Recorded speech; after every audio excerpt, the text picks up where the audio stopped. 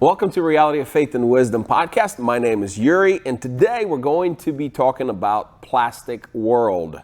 Well, you will understand why I'm naming this podcast Plastic World as you go into this story with me. Now, I was born in 1982 in Ukraine.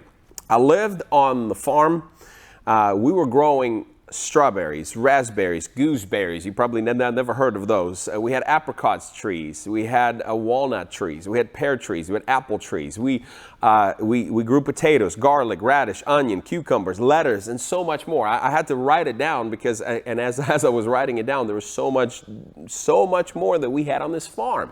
Some of the things that you never even see it in Walmart that I grew up with. Now, we had also chickens. We had cows, turkeys, pigs. And most of my youth, I spent outside.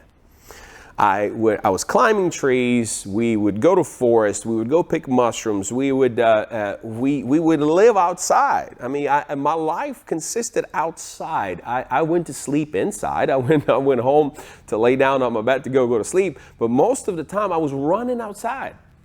There's nothing could hold me inside. I didn't want to be inside. I had a box of toys that was in the hallway that sometimes I would play with, but most of the things and enjoyment and things that I wanted to do was outside. Now, not only that I was enjoying the beauty, natural colors, playing with ants. I remember as I was writing this podcast, we would take the red ant and the black ant, put it in the box and see them fight. We would take our imaginations were wild. We were thinking, what can I do today? What can I disturb today? And we've always spent outside connecting with the world around us. I would go home, like I said, only to sleep. But then even TV, if those people maybe who grew up in the 80s like me, you might remember that at 9, and I don't know, maybe in America it was different, but at 9 o'clock in Ukraine, there was a song that they used to sing to kids, and then after 9 o'clock, the TV would go with these colorful lines that would go blank after 9 p.m. We had no cell phones. I didn't have cell phones. We would ride bicycles. We walked for miles outside. We did campfire. We camped out outside and did a whole bunch of campfires. Man, campfires were like everyday thing almost. But little by little, my life started to change, and the things that I used to be surrounded by. And things that I had interest in, I was no longer interested in. But my interest was moved towards plastic.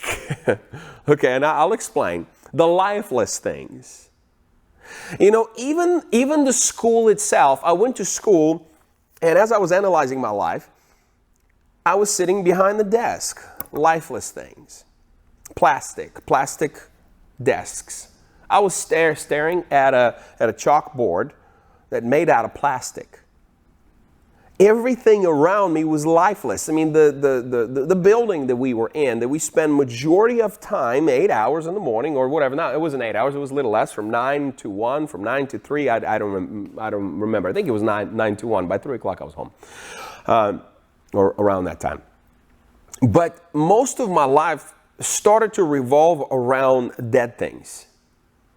More TV, and in my teenage years, I became obsessed with cars. I would buy cars, sell cars, drugs, lifeless, cigarettes, lifeless. I mean, every single thing, it was lifeless. It was, and most of it, 90% of it was, literal plastic, okay? And later, it changed even more.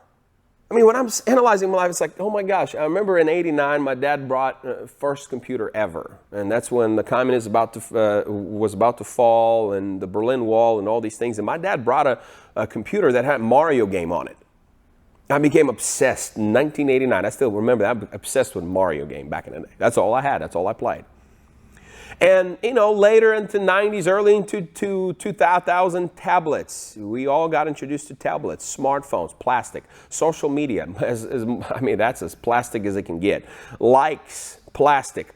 We started to build our life in the plastic world, in the stupid, lifeless world, and we're drawing in energy, and our happiness comes from that. I started to think about it. It's crazy. Now, our vacations is consisted of plastic world, because even though we go to an ocean, maybe we go to Mexico, maybe we go to Hawaii, but we stay in hotels, in planes. Planes are made out of plastic. Everything, we go from one transportation to another transportation. We stay in the building. And we live in a lifeless, completely lifeless world. And you move on. Our kitchens are plastic. Our garage is made out of all the plastic. The tools, metal, plastic, our beds, everything that we live in, every single thing is surrounded by this lifeless things, lifeless world. But the outside world that has life, the trees, the plants, the flowers, animal, fish, and even to the smallest things, has the things that we need to live. Because that's where we take all the medicine from. Vitamins, nutrients, food for us. We cannot live without the outside world that is alive, without trees that's breathing, we cannot live without this world that is alive. And we take everything that we need from the world that is alive, but yet we create a different world that is dead, and that's where we live in. In order for us to be healthy, we need the trees, we need the life, we need the animals, we need all these things. But even more, I realized that we need that world, beauty and imagination and everything. We need that for our soul to be healthy. We need to spend time outside of this plastic world. And I've preached just last Sunday, and I brought this up in Genesis. There's two verses. In Genesis 1:31, it says, "And God saw everything that he had made, and behold, it was very good." So when God made the world, he looked at the world. He looked at trees. He looked at ants. He looked at every single thing, the little, the big things. And he's like, he was standing in awe. He's like, man, that's good. And I've created that for my kids, my children, people. In John 3:16, it says, "For God so loved the world that he gave his only son, that whoever believes in him should not perish, but have eternal life." And we skipped that God so loved the world that he gave Jesus for me, and he died for me on the cross, and I have a new life in him. And that's true. But we skipped the first part. For God so loved the world, not people. It doesn't say people. Think about it. It does not say people. God so loved me. He loved the world. He loved the world that he created and said it was very good. He loved the world, and I'm thinking it's kind of blow into us. It's kind of just a smack in the face. God, you've created all this thing for us. You've created for us to enjoy, and that's where we draw our life from. And yet we don't need it. We create this plastic that we live with, and this is the life that we need. I don't know. Maybe I'm just maybe I'm just close to my 40s and kind of half of my life, and I'm starting to reanalyze my life and look at every single thing. But I realize how much we drifted from the true life. We can't live without nature. We can be who we are without all the things that the nature has for us, but yet we abandoned it. So my encouragement and my question to you today, those people that listen to this podcast, how much time do you spend with plastic?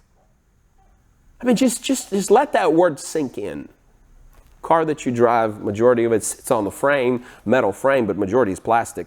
How much time do you spend with plastic versus the world that you need for your soul, your mind, and maybe even your spirit? Natural thing versus plastic things. And let me read this verse to you. That's very intriguing. Romans 1:20. It says this: forever since the world was created, people have seen the earth and sky. So we've seen all the beauty that God has created, the colors.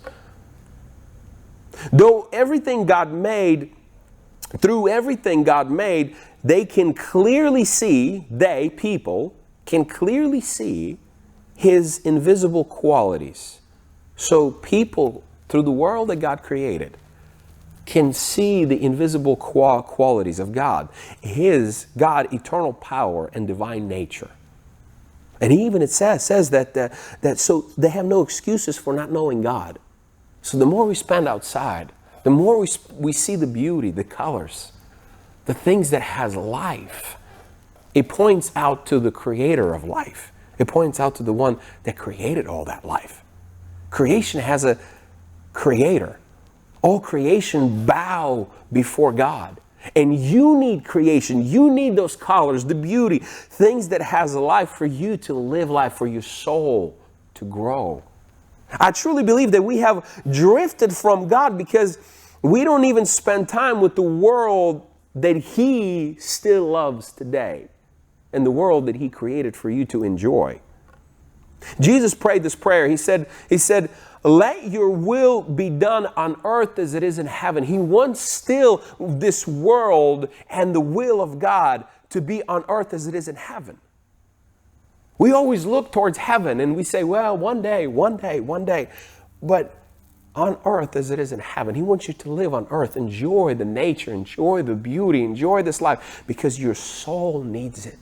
The people that are depressed, the people that are lonely, the people that are locked up. You know what? I'm encouraging you to go outside, to take a walk. Look at the beauty. Look at the little ants. Look at all this creation. Thank God for the beauty. Look at it. And when you're thankful, man, your soul will come alive. Your soul, it's food for your soul. It's not the lifeless things that we live in every single day. And when we go back and, you know, I didn't put it in my notes, but I was thinking all the tribes back in the day that lived in the nature, they always had some kind of God. They maybe did not know Jesus Christ, and eventually when He died for us, He went into Hades and He appealed to everyone. But all the tribes, when you look at the tribe, they always had God because they cannot connect they can't say that the live nature, that the creator of the live nature has it was a big boom. It was nothing that created into this life thing. There is life, and every tribe had a God. And I'm thinking, that's what the Bible says, that you have no excuses. If you're out there, if you're seeing the creation, if you're seeing the beauty, the colors, the wonderful things, you will start to understand that there is God. And just like He gave life to everything in this world, He gave the same life to you. And you need to step outside the plastic world to enjoy it, to breathe life back into your life, into your soul, into your mind.